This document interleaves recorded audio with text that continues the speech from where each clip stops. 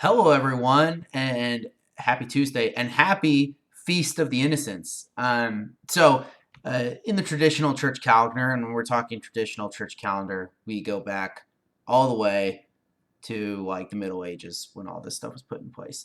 And after Christmas, during the 12 days of Christmas, every single day was usually used as a remembrance of a figure or a saint or something like that in Christianity, right?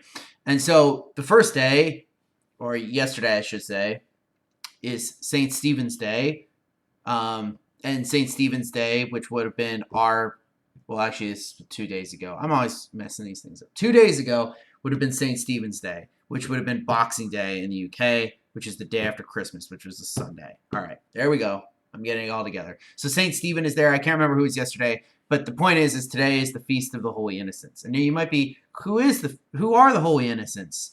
Good question. You know already probably because it comes from the Gospel of Matthew chapter 2. They are what people in the church have referred to as the children who are killed by King Herod when he's trying to kill Jesus. So all the little boys who are killed when he's trying to kill Jesus, who are aged babies to 2 years old. Now, here's the kind of interesting thing. This isn't chronological based on the calendar because if you know, what ends the 12 days of Christmas is Epiphany, which is the remembrance of the wise men showing up.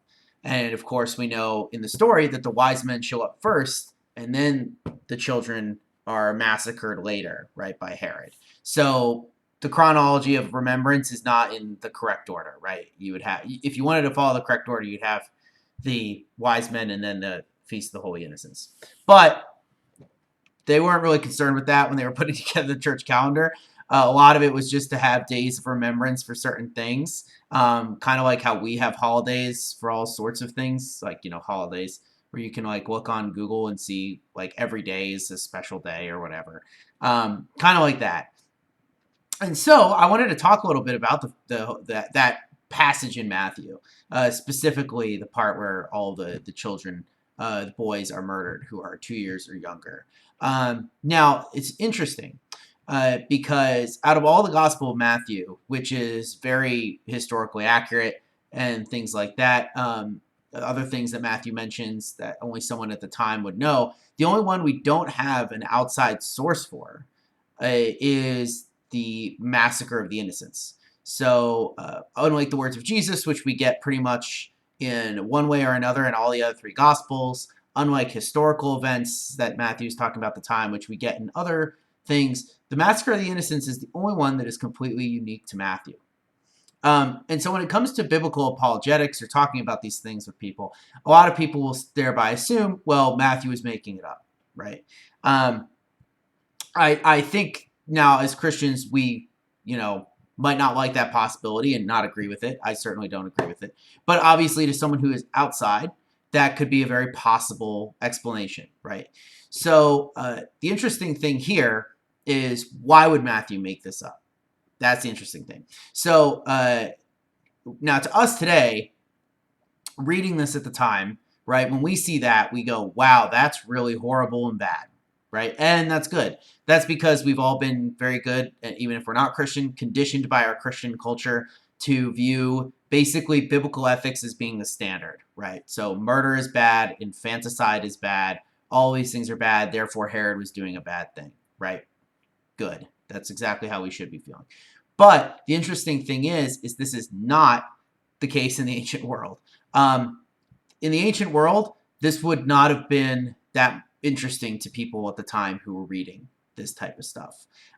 Everyone knew Herod was bad. And in fact, the person who we have to thank for most of our evidence on Herod's life and some extra biblical evidence on things that happen in the Gospels is a guy named Josephus, Flavius Josephus. He's a Roman Jewish writer who's writing in the 1st century. And so he's recording a lot of these things, and he records a lot of what Herod did, and all of it is really bad. So Herod is just a generally bad guy. And if you look at that, you can see a lot of the evidence that Herod left behind, the way he treated his own sons, the way he did other things, as just very obvious that he is completely capable of doing what the Gospel of Matthew is talking about here. But here's the thing, is just like today, when you go to the bookstore and you look for a book or a Kindle or whatever, or if you're searching Netflix, because that's like, our main entertainment these days, you go to things that interest you, right? Or, usually are made or tailor made for your demographic and stuff like that. And there's nothing wrong with having, being into that type of stuff. But it was the same way back then. It's not like a lot of people just write things just to write them, because at the end of the day, you want to make money. So Flavius Josephus wanted to make money, obviously, and that's not his fault. And it's no one else's fault. So you write to meet your audience's expectations, right? And as a Roman Jewish writer, he was writing for people who were in Rome, or the upper elites who were interested in what was happening in Judea, right? And so they would not have cared about what Herod did in Matthew 2, right, where he ordered the killing of all these innocent babies. Not because, not because that they would have, not cared what was happening in Judea necessarily, but that's just kind of actually the way that society worked back then.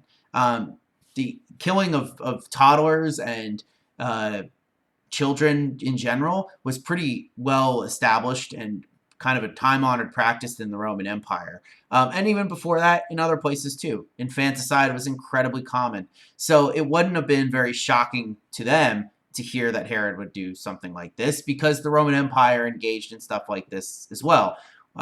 You have to remember that one of the founding myths of the Roman Empire, and this could very well be true, I don't necessarily think it's a myth, is something called the rape of the Sabine women, where the big national moment for them, the Romans, ours is Washington crossing the Delaware or whatever. Theirs is when a bunch of their soldiers went and took a bunch of Sabine women back to Rome. And that's like one of their big triumphs. So you have to understand that's the kind of society that this is, right? So this is not a society which prizes human life in the way that we do. So them hearing about this wouldn't have really shocked them. So, some people might look at that and they'll say, well, Matthew made it up. But my question to that would be, or at least a rebuttal to that, it'd be like, why would Matthew make this part of it up, right? Why would he talk about this if he knew it wasn't going to win him any favors in people? And it's easily checkable because he's writing within the lifetime of people who would probably have remembered this event and would have called him out on it. So it's just interesting. And it's not one of the things that early critics of Christianity, pagans and stuff like that, point out as being improbable. In fact, it's the only time it's talked about by pagans is to say, yeah, that's very possible. Like they completely believe it.